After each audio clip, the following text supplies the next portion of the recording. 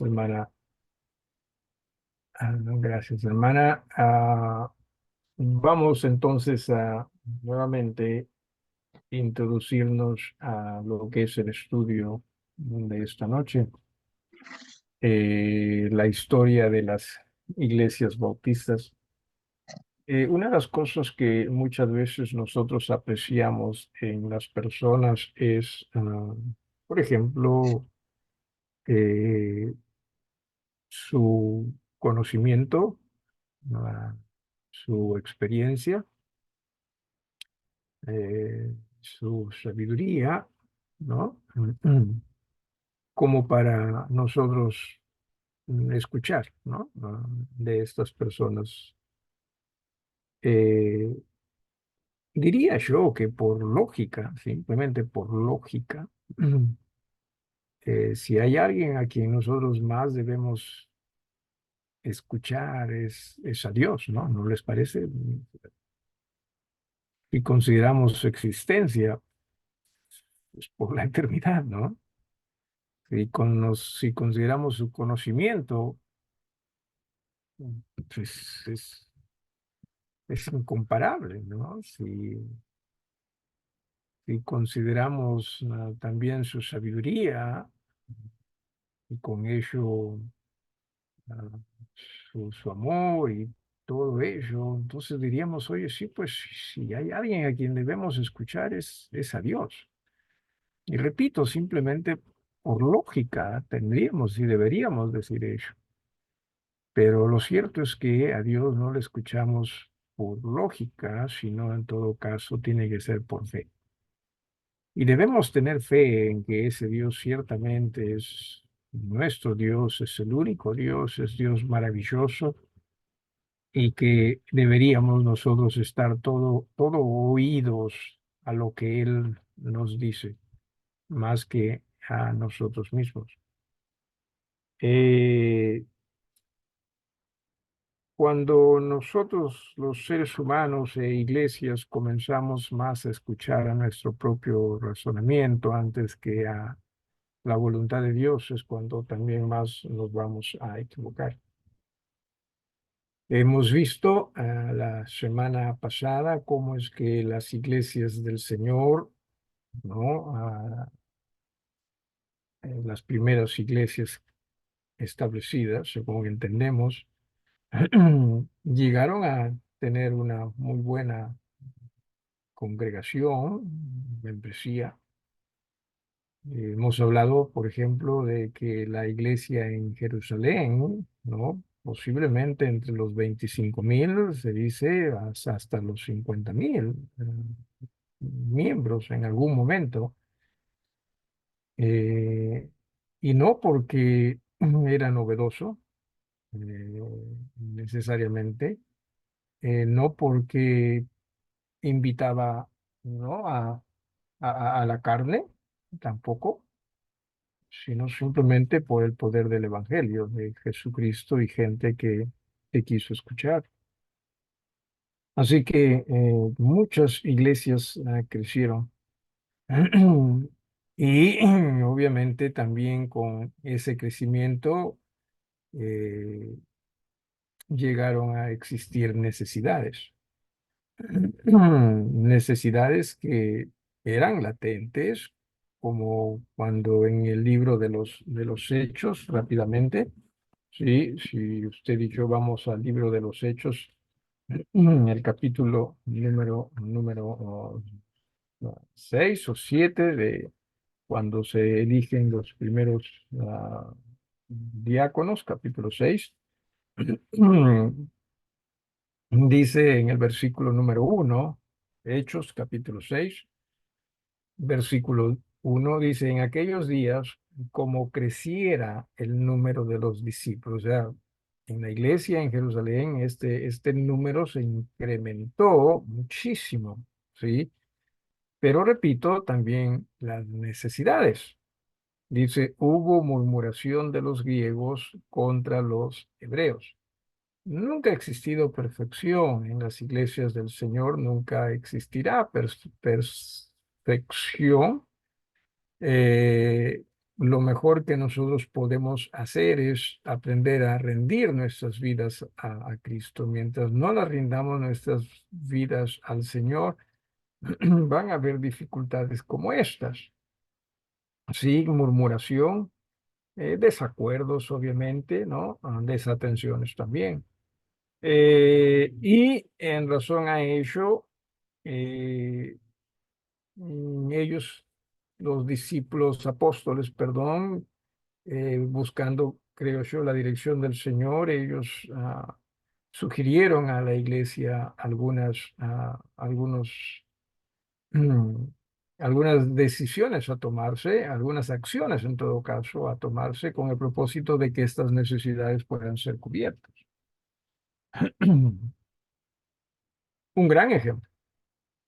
Ahora, el problema está cuando nosotros tratamos de arreglar o solucionar los problemas y las llamadas necesidades también, no necesariamente buscando la dirección de Dios, sino más bien escuchándonos a nosotros mismos. Es así cuando vamos a nosotros a crear dificultades. Eh, y repito, eso es lo que las iglesias del Señor comenzaron a experimentar. La semana pasada les dejé una tarea. ¿Alguien se acuerda cuál fue esa tarea? ¿Alguien se acuerda? ¿Cuál fue la tarea de la semana pasada en este estudio?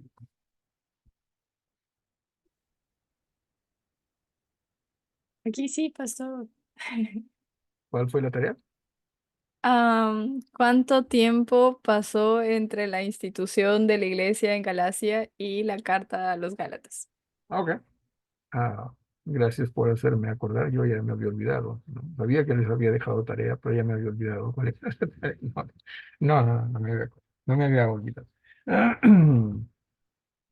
Es cierto, porque estábamos hablando, o sea, ¿cuánto tiempo puede pasar para que no una congregación deje de lado un mensaje, hasta el mensaje verdadero que predicó Pablo, para adoptar, ¿no? Otro tipo de evangelio? ¿Cuánto tiempo tendría que pasar? Y simplemente utilizamos como ejemplo esto. ¿Hay alguna respuesta al respecto? ¿Cuánto tiempo ocurrió? ¿Alguna respuesta? ¿Cuánto tiempo aconteció? Desde lo uno a lo otro. ¿Alguien? Ah, creo que encontré como 8 o 9 años, pastor. Espérate un ratito, hermano. ¿Podrías repetir la respuesta? Encontré como entre 8 y 9 años, pero no me acuerdo muy bien. Entre 8 y 9 años. Ujú. ¿Alguien más? ¿Alguien más? ¿Cuánto tiempo cree que debe haber acontecido? ¿Alguien más?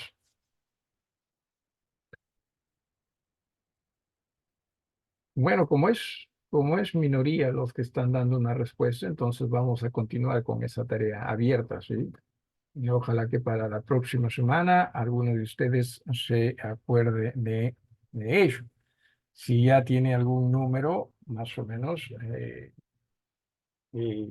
trate de hacerlo. Y básicamente, si quizás usted tiene problemas en cuanto a cómo encontrar respuesta a esa tarea, simplemente busque en qué viaje misionero Pablo establece la iglesia en Galacia.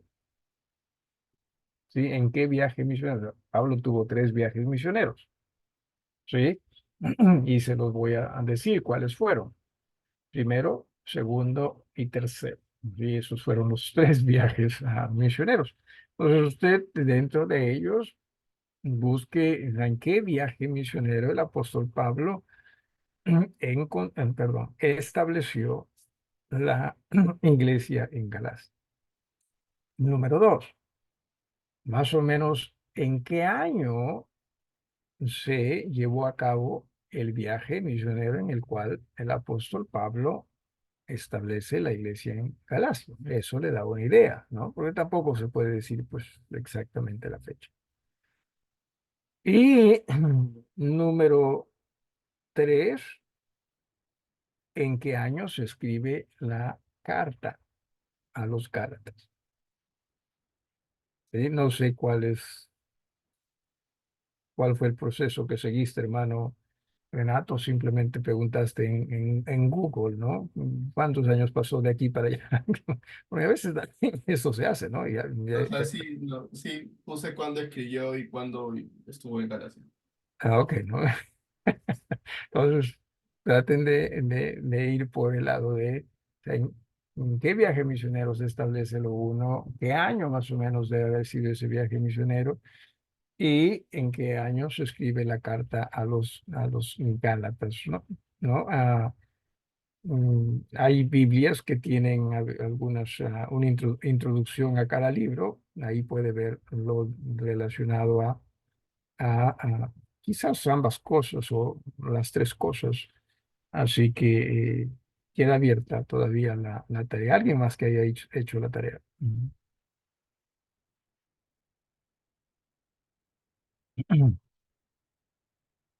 Ok, las iglesias del Señor comenzaron a crecer, ¿sí? Abundantemente. Eh, Se piensa que para ya, recuerde a ver, Jesús, bueno, Juan el Bautista es el que comienza primero a predicar, ¿verdad? Respecto al arrepentimiento y al reino de Dios que se ha acercado.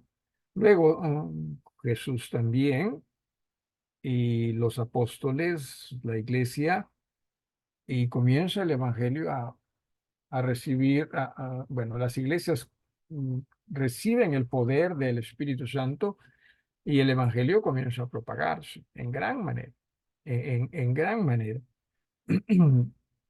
Entonces se dice que a pesar de las persecuciones de las cuales hemos hablado la semana pasada, todavía estas iglesias continuaban predicando, el evangelio seguía propagándose y el cristianismo iba creciendo. ¿Sí? Eh, ya también hemos visto que iglesias grandes como en Jerusalén, en otros lugares también, había hasta la necesidad en Éfeso también, había la necesidad de más de un pastor, ¿no? Había la necesidad de hasta de varios pastores. Y no solo ellos, sino que se comenzó a formar una especie de presbíteros en las iglesias con un pastor mayor y un grupo de pastores también que lideraban las iglesias. Y poco a poco eso no solo se convirtió en liderar en el sentido de servir, sino liderar en el sentido de autoridad, ¿no? O sea, ya se sentían con poder. Y no solo con poder para con esa congregación, sino que también como existían otras congregaciones pequeñas, entonces como que comenzaron a adueñarse de esas congregaciones pequeñas, ¿no? Con el tiempo llegaron a verse también personas que no solo tenían el título de obispo, sino que en realidad ejercían ello, ¿no? O sea, como que ellos estando a cargo de la supervisión de una zona, ¿no? Con iglesias en ellas, obviamente. Así que es así como es que iglesias comenzaron a cambiar lo que fue el gobierno original de las iglesias por un gobierno ya más autoritario. En el capítulo número 3, perdón, en el versículo número 9 de la tercera carta, ¿sí? Del apóstol Juan, vamos nosotros a ver allí, en la tercera carta del apóstol Juan, ¿sí? A alguien que le dé lectura al versículo número 9, la tercera carta del apóstol Juan. Alguien, en voz alta, claro.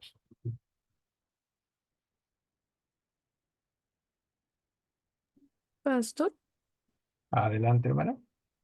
Yo he escrito a la iglesia, pero Diótrefes, al cual le gusta tener el primer lugar entre ellos, no nos recibe.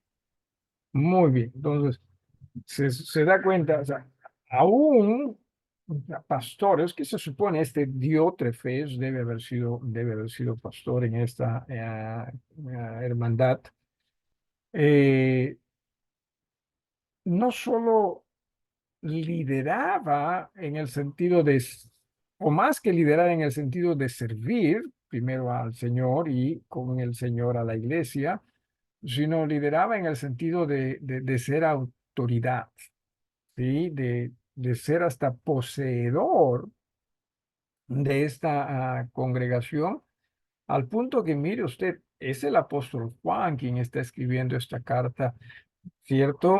Ya quizás cerca a su partida, ¿no? Con el Señor, pero, o sea, cómo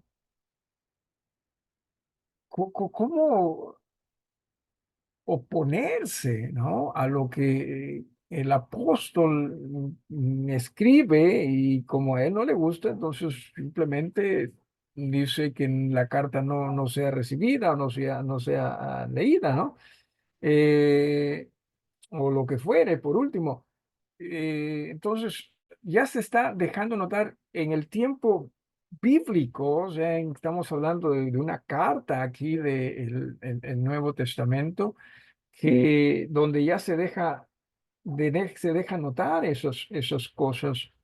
Y no solo, repito, es algo aislado o comenzó quizás siendo algo aislado, algunas personas, pero también comenzó a hacerse más fuerte conforme pasaban los tiempos, conforme pasaban los años.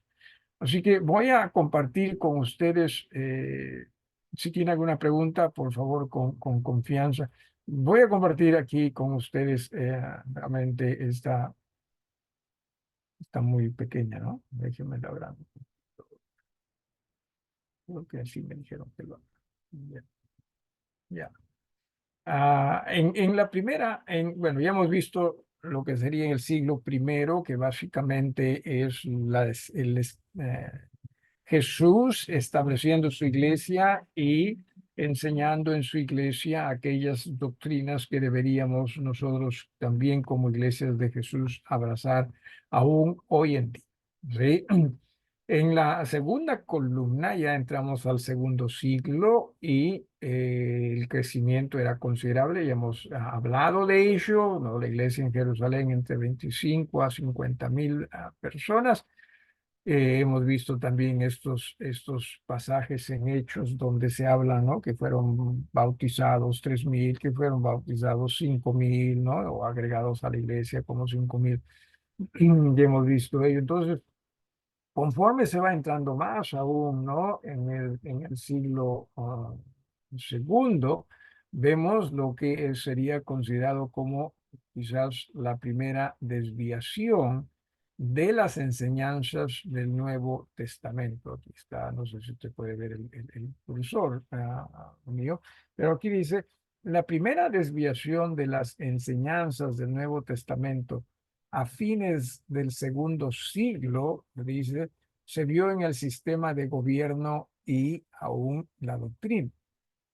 Obispos o pastores iniciaron a asumir una autoridad distinta a la del Nuevo Testamento, ejerciendo también autoridad sobre otras iglesias pequeñas.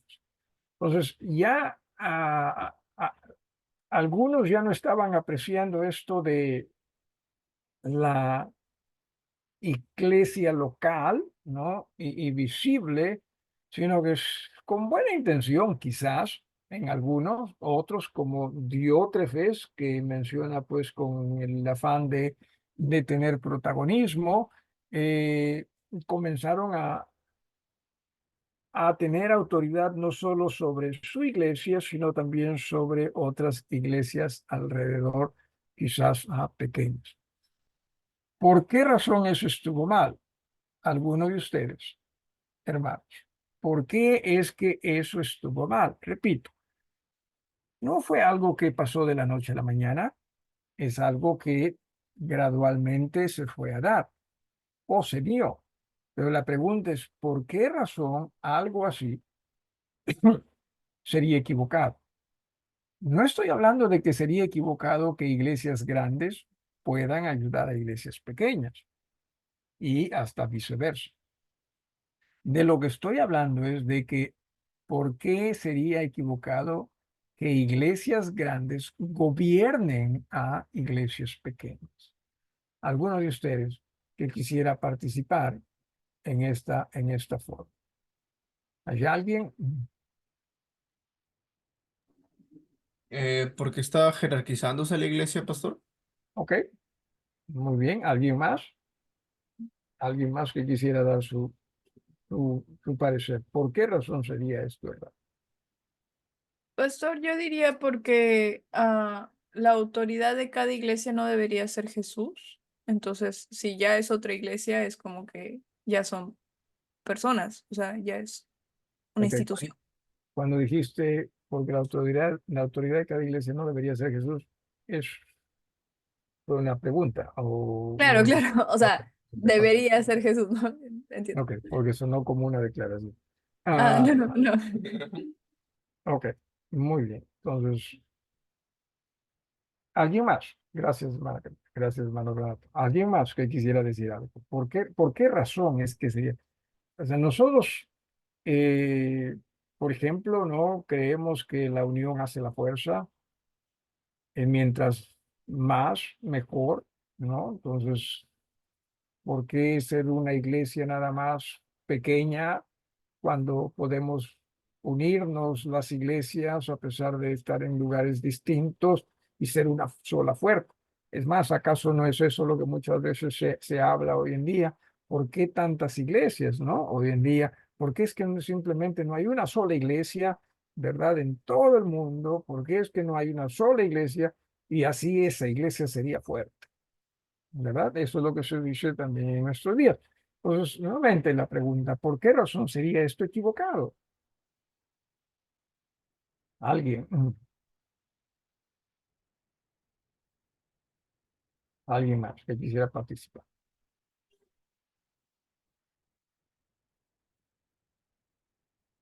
Primero,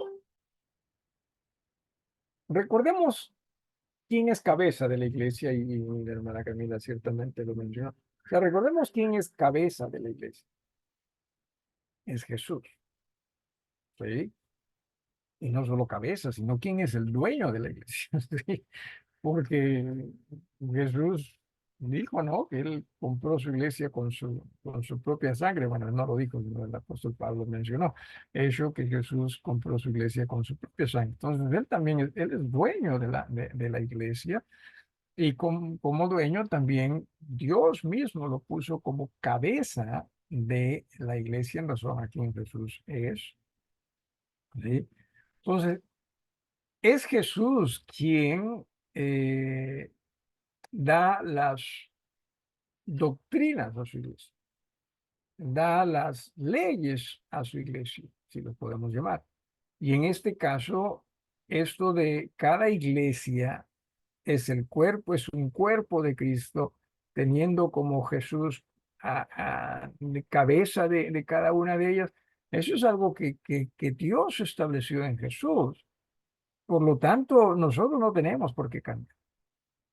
Por más que parezca hasta sensato, por más que nos parezca mejor, o sea, por eso es que decía en un inicio, ¿no? O sea, hasta por lógica deberíamos nosotros entender que Jesús lo sabe todo. Por lógica deberíamos nosotros entender que él lo conoce absolutamente todo, así que deberíamos tener oídos solo para Él, pero no, nosotros no hacemos ello, aún siendo miembros de iglesia. Seguimos pensando ya Jesús es cabeza quizás, pero ya los tiempos han cambiado, así que ahora nosotros tenemos que tomar decisiones para ver también cómo es que las iglesias deben cambiar. Y las iglesias nunca deben cambiar respecto a lo que ellas deben creer. En absoluto, nunca deben cambiar. ¿Por qué razón? Porque ese Jesús que es el mismo ayer, hoy, por los siglos, ese Jesús ya entiende absolutamente todo. ¿Sí? Absoluto, todo. Y él dio sus leyes en base a todo, a quien él es y todo lo que existió, existe y existirá. ¿Sí? Entonces, estos hermanos, por último, digamos que con buena intención, ¿sí? Se equivocaron. ¿Sí? Así que las buenas intenciones no necesariamente son correctas, ¿verdad? Entonces, ellos se equivocaron y es así como comienza a desplomarse mucho la fe del cristianismo. ¿Sí? Entonces, ya se están notando estos cambios. Entonces, decía, ¿por qué es cerrado? Bueno, es cerrado porque no es conforme a bueno, lo que pasó. O sea, ¿por qué sería errado? Porque no es conforme a lo que Jesús enseñó. ¿Sí? Que iglesias pueden ayudarse mutuamente, amén. Eso no hay ningún problema, pero que iglesias se sientan mayores que otras, en ese aspecto sí habría problema. Sí, sí es que habría problema. ¿Alguna pregunta al respecto? ¿Alguna pregunta o algo que quieran agregar sobre esto? Pastor, ¿Ya? y por fechas, la iglesia, la primera iglesia, no, no la primera iglesia, perdón, las primeras iglesias, las que guardaron mucho más la doctrina, o antes de este momento, ¿Ya? duraron casi 100 años, ¿no? O sí se sabe que fueron más de 100 años. No se sabe exactamente. Por ejemplo, la iglesia en Jerusalén, se habla de ella en los tiempos del apóstol Pablo, ¿sí? Pero recuerden también que según la historia, Jerusalén fue destruida en el año 70. ¿Sí? Y como decimos, destruida a cenizas. Mm. ¿Eh? Entonces, la iglesia, ¿qué pasó con la iglesia? ¿Todavía existió o también cada quien se fue por su lado, ¿no? Porque eso es lo que ocurrió. Roma destruyó a Jerusalén y la destruyó a cenizas. Así que no quedó, bueno, no se puede decir que no quedó habitantes por allí, pero ya no quedó poblado por allí. O sea, pero más que la iglesia en sí, me refiero a que, um, o sea, tal cual dice en la hojita, como que a finales del siglo II es que parece que empezó esta desviación. Ok, entonces eso quiere decir que antes de eso, las Ujú. iglesias sí estaban siguiendo lo que Jesús había enseñado. Ya. Yo diría que a finales del siglo II, como que esta idea comenzó a afianzarse más, a Mm. afirmarse. Porque recuerden lo que hemos leído en Tercera de Juan, y eso sí fue en el primer siglo. ¿No? De que Diótrefes no quería pues que se reciba, ¿no? Esta enseñanza o las escrituras o los escritos del apóstol Juan. Pues ya se estaba notando ya, ¿no? Por lo menos pues quizás en pocos, ¿sí? Pero ya se estaba notando ese deseo no, yo soy el que controla eso, ¿no? Pero eso se fue afianzando ya un poquito más para fines del siglo II, ¿no? Y esto fue creciendo también. Ajá. Sí, sí se entendió, hermana Camila. Ujú. Sí, sí, pastor, gracias. Ok. ¿Alguien más? ¿Alguien más? Muy bien. Entonces, eso es lo que estamos viendo aquí, y algo que debemos nosotros tener presente, ¿sí? Es que recuérdese que cambios en la doctrina de las iglesias no se realizaron en un día ni en un año. Estas se llevaron a cabo gradualmente y no en todas las iglesias. Gracias. Bueno, primero, con lo que se refiere a la primera parte. O sea, no es que vamos a hablar de, a ver, ah, hablemos del bautismo, sí, infantil, que no hubo en el primer siglo, ¿eh? Eh, y que después llegó a ser una práctica muy fuerte en muchas iglesias, ¿no? Eh, entonces, no se piense que eso se dio de la noche a la mañana. Así, esto comienza pues de a poco. Eh, y no solo ellos, sino otras doctrinas también, ¿no? Como por ejemplo esto de un obispo supervisando, ¿no? Varias iglesias o cosas por el estilo. Entonces, esto tomó tiempo. Sí, no, recuerden que no es algo que, pum, de la noche a la mañana ocurre. Poco a poco se va eso enseñando, poco a poco la gente se va acostumbrando a ello y cuando nos damos cuenta ya se convirtió en ley. ¿Sí? Eh, y puede ocurrir también con iglesias, ¿no? Por ejemplo, hay iglesias que piensan que para Semana Santa se tiene que hacer sí o sí algo, ¿no? Como iglesia.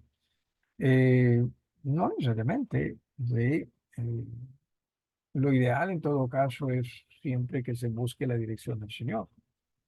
No se haga las cosas porque se hizo el año anterior, ¿verdad? Sino en cada ocasión siempre busquemos la dirección del Señor, ¿sí?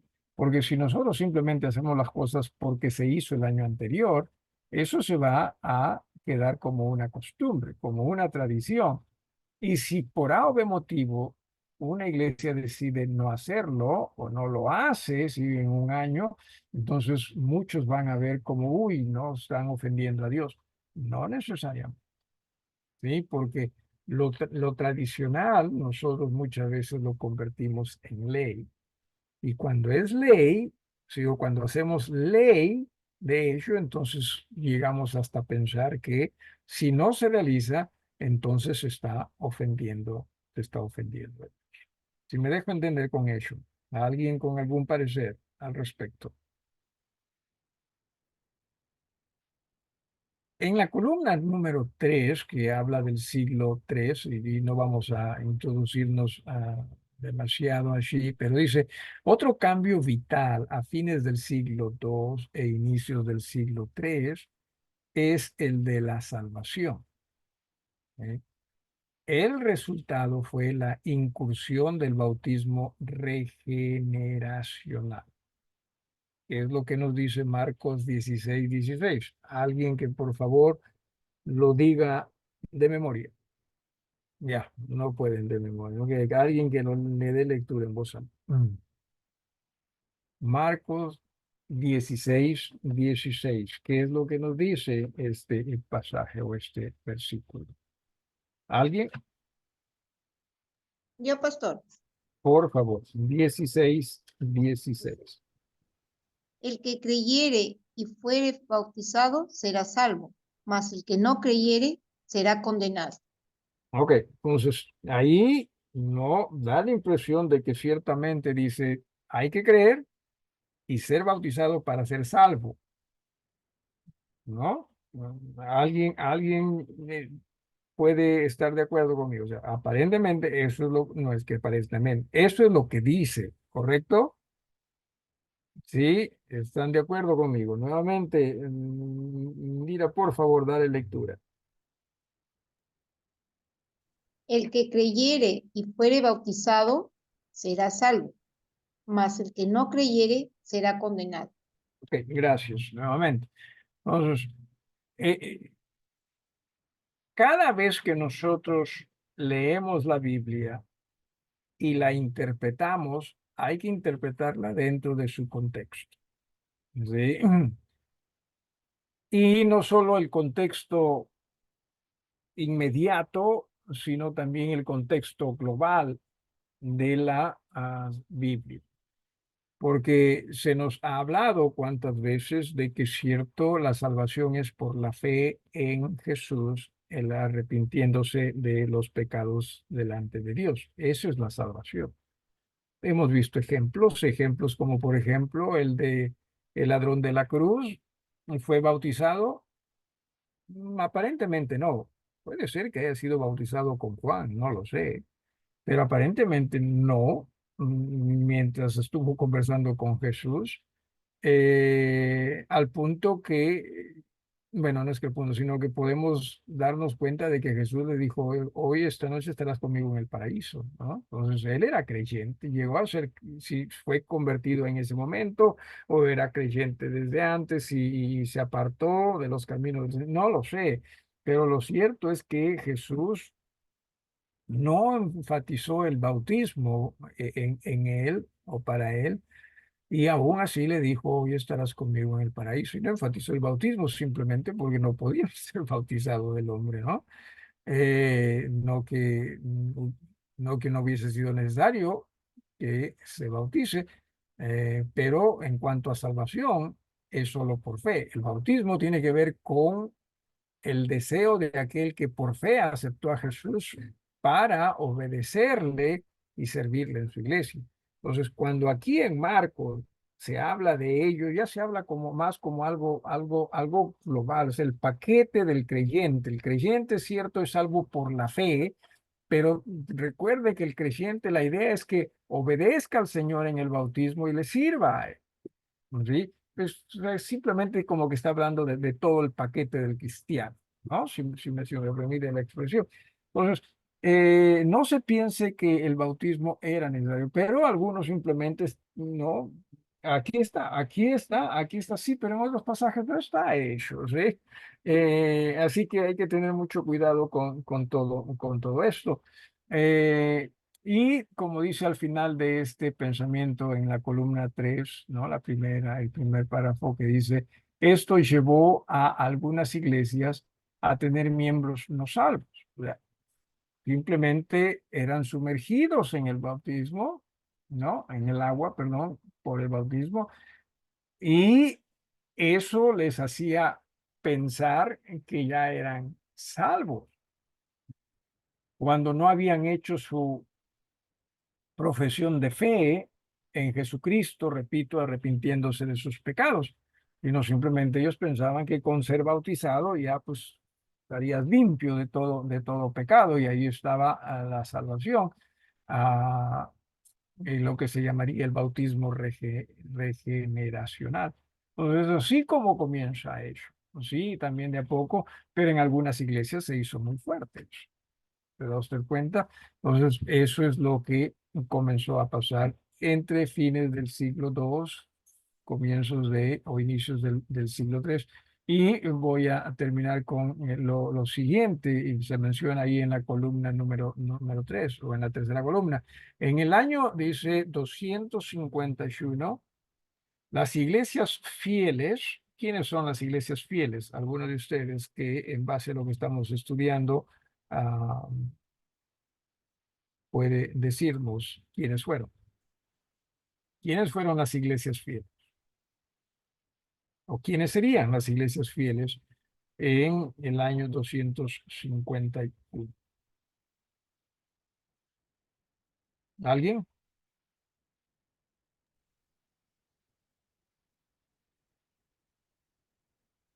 Las iglesias fieles serían aquellas que se mantenían así con fidelidad en en las creencias que Jesús enseñó respecto, por ejemplo, a el gobierno de iglesia.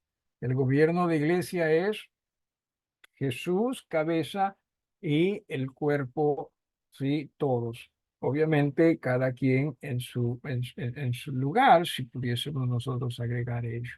Nada de que el pastor es dueño o el pastor es el obispo de varias iglesias, no necesariamente.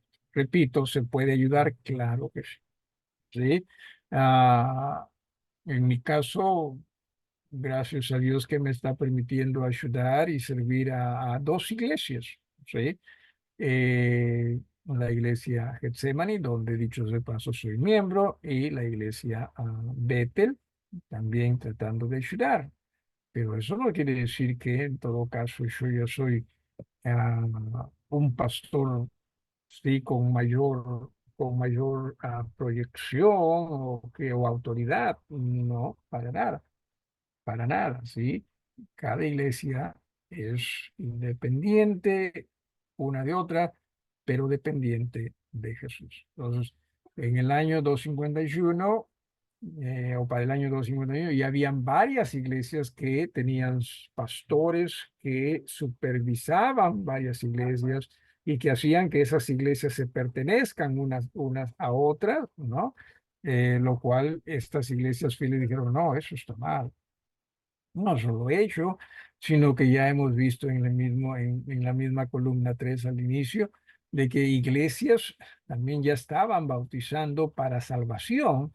Entonces las iglesias fieles dijeron, no, no, nosotros no bautizamos para salvación. Jesús es el que ofrece la salvación a través de la cruz, ¿no? En el Calvario. La salvación es para aquellos que ya son salvos o que ya han sido salvos, para que a través de ello sirvan a Jesús.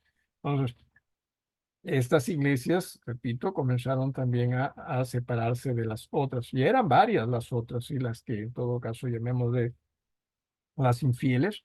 Y recuerden, no se trataba de que, uy, estas iglesias, eh, las iglesias fieles estaban simplemente siendo juzgonas, ¿no? De las otras iglesias infieles, porque quizás usted piense que por una vez o dos veces que se hayan equivocado. No, no, ya no se trataba de una vez o dos veces, sino se trataba de una manera de creer distinta a la que estas otras iglesias fieles creían.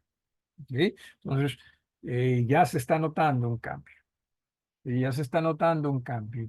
Y no solo se está notando un cambio, sino se está notando algo que también curiosamente se ve en Génesis.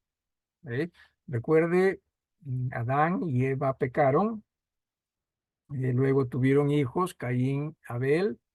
eh, Caín lamentablemente mató a su hermano, Abel, sí, desapareció, enterrado.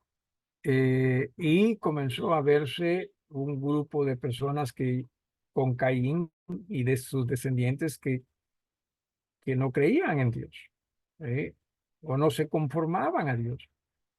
Pero con Abel, gracias a Dios, se comenzó a ver otro grupo de personas que sí creían y se conformaban o trataban de conformarse a Dios. Comenzó a verse dos grupos, ¿verdad? En cuanto a lo que sería la raza humana, dos grupos en lo moral. Entonces también aquí ya estamos como que viendo dos grupos en lo que se refiere a lo moral, ¿sí? Uno eran aquellas que todavía se llamaban iglesias, pero que en la práctica demostraban que no tenían que hacer lo que Jesús decía, y las otras que eran fieles iglesias, que para ellos sí, Jesús era cabeza, y eso es lo que vamos a seguir viendo, ¿sí? Ese paralelo entre los unos y los otros, y unos se van incrementando, los otros también. ¿Alguna pregunta, hermanos, antes de despedirnos? ¿Alguien con alguna pregunta? ¿Algo que se quiera agregar? ¿Alguien? Mm, ¿Están allí? Preguntaría yo. Ok, ok, muy bien. Entonces, si no hay preguntas, no hay algo que se quiera agregar, vamos nosotros a detenernos así con el estudio de esta noche, y Dios mediante continuaremos la próxima semana. ¿Alguna petición, hermanos? ¿Algo que se quiera agregar?